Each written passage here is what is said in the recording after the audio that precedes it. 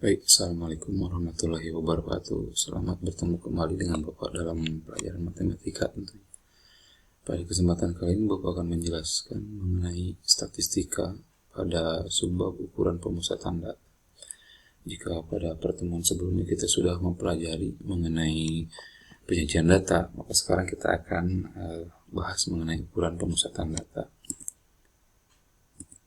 Nah, ada 3 macam ukuran pemusatan data yang akan diuraikan dalam kesempatan kali ini. Yang pertama rata-rata hitung atau mean, yang kedua itu modus, yang ketiga adalah median. Langsung saja ke dalam pembahasan. Yang pertama rata-rata hitung atau mean. Nanti yang kita akan pelajari itu adalah baik itu rata-rata hitung, mean, modus, dan median, semuanya mengenai data tunggal dan data kelompok. Yang pertama kita bahas mengenai rata-rata hitung mean data tunggal.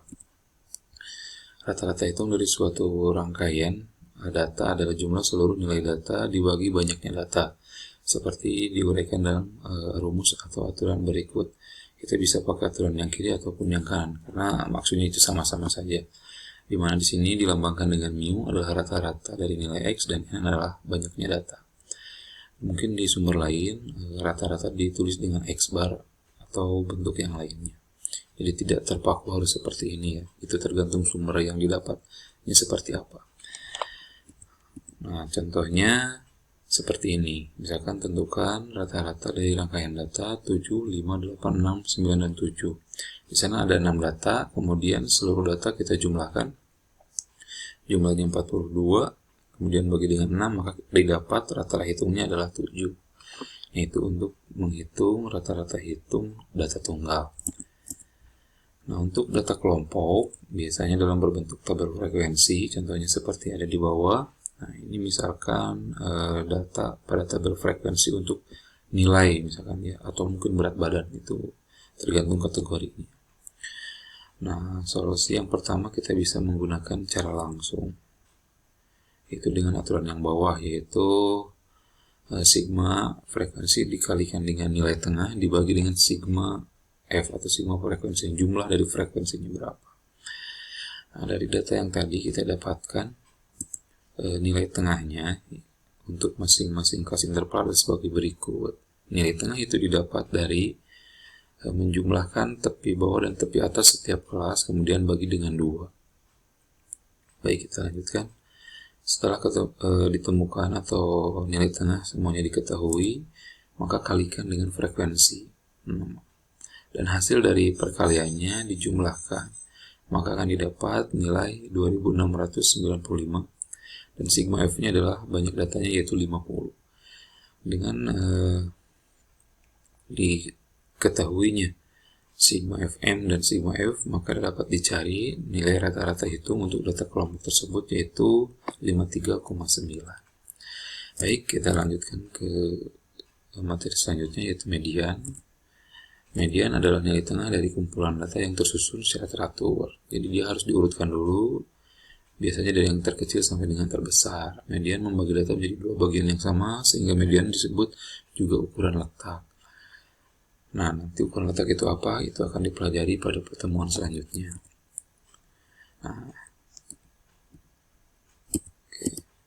catatan untuk median ini, posisi tengah dari seperangkat data sebanyak n yang telah terurut terletak pada posisi yang ke n plus 1 dibagi 2. Jika n-nya ganjil atau banyak datanya ganjil, maka ada data yang berada pada posisi tengah dan nilai data itu merupakan nilai median. Tetapi jika banyak datanya atau n-nya genap, maka sebagai mediannya diambil rata-rata hitung 2 data yang ada di tengah. Kemudian ya dicari nilai rata-ratanya. Nah, ini untuk contohnya seperti ini. Misalkan tentukan median dari rangkaian data. Untuk yang A itu untuk yang jumlah datanya itu ganjil, dan yang B itu untuk yang genap, gitu ya. Nah, untuk jumlah datanya yang ganjil, maka kita tinggal tambahkan n-nya dengan 1, kemudian bagi 2, maka akan didapat bahwa letak mediannya adalah di data keempat. Dengan catatan data tersebut sudah diurutkan dari yang terkecil sampai terbesar. Seperti dilihat kalau dari soalnya itu masih acak-acakan, tetapi untuk solusi harus diurutkan dulu dari yang terkecil sampai terbesar. maka akan didapatkan data keempat di sana adalah 7. Maka median dari data tersebut adalah 7. Nah, ini contoh yang B untuk datanya yang genap. Untuk data yang genap itu sama saja, n-nya tambah 1 kemudian bagi 2, atau mungkin bisa dicari dua-duanya. Ini salah satu cara saja ya. Nah, untuk n tambah 1 dibagi 2 didapat 3, 1/2, 7/2, atau 3,5 ya. Medianya adalah data ketiga ditambah setengah kali selisih dari D4 dikurangi D3. Maka didapat data ketiga itu adalah 7, kemudian tambah setengah kali data keempat dikurangi 7. Data keempat dikurangi data ketiga, yaitu 8 dikurangi 7, 1. Maka hasilnya adalah 7,5. Jadi mediannya adalah 7,5. Itu untuk data tunggal. Sekarang median untuk data kelompok. Nah, aturannya adalah untuk mencari median data kelompok itu sebagai berikut. Ada tepi LME, itu tepi bawah kelas median, ditambah dari setengah dikalikan banyak data dikurangi sigma F.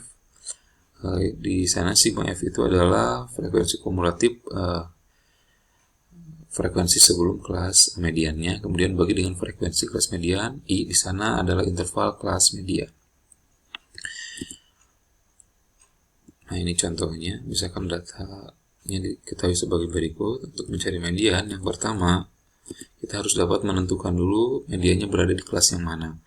Letak median itu adalah setengah kali n. Misalkan data yang tadi kita ketahui ada 50, maka kita kalikan setengah, hasilnya 25, jadi mediannya itu berada di data ke-25. Kemudian dari frekuensi tersebut urutkan data ke-25 ada di mana. Setelah diurutkan, ternyata median tersebut berada di kelas keempat, yaitu yang interval 50-59 dengan frekuensi 12. Oke, kita lanjutkan. Kemudian diketahui frekuensi kumulatif kelas sebelum kelas median itu adalah 19, yaitu 4 tambah 7 tambah 8. Kemudian panjang kelasnya adalah 10, I-nya adalah 10. Nah, itu ya. Nah, maka kita tinggal substitusi setelah unsur-unsur tersebut diketahui. Nah, untuk tepi bawah kelas median, berarti nilai terkecil dari kelas median adalah 50, itu kurangi dengan 0,5. Maka nanti didapat bahwa tepi bawah kelas mediannya adalah 49,5. Karena 50 dikurangi 0,5. Baik, sekarang kita substitusikan nilai-nilai tersebut ke dalam rumus median. Maka akan didapat hasil sebagai berikut. Maka mediannya di sana diketahui menjadi 54,5. Oke, kita lanjutkan ke materi selanjutnya, yaitu mengenai modus ya.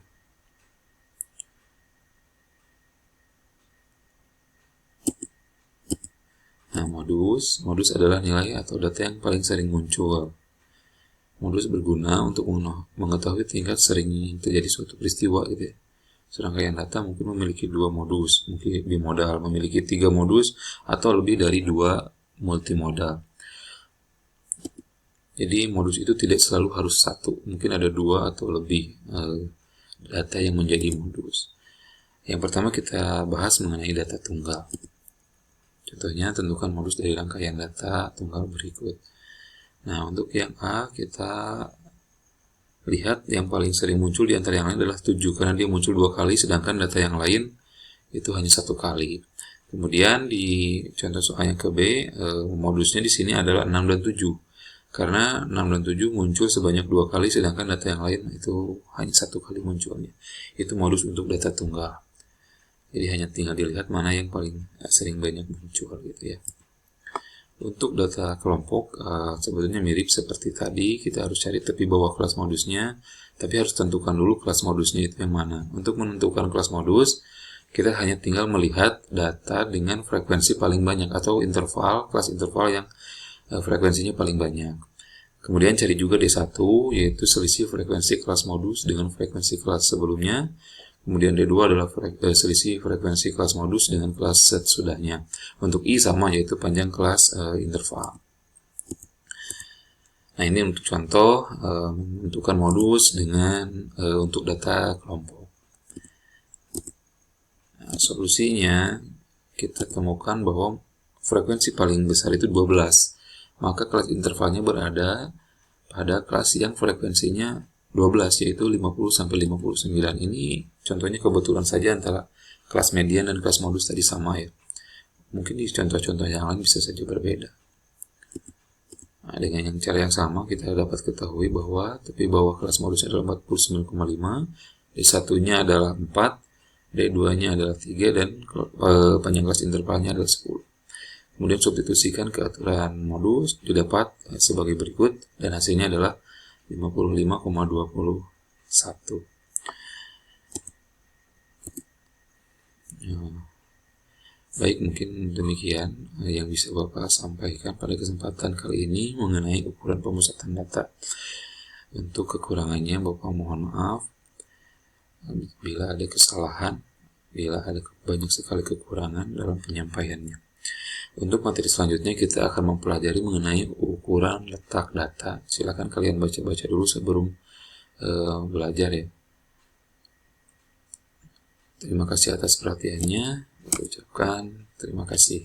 Assalamualaikum warahmatullahi wabarakatuh.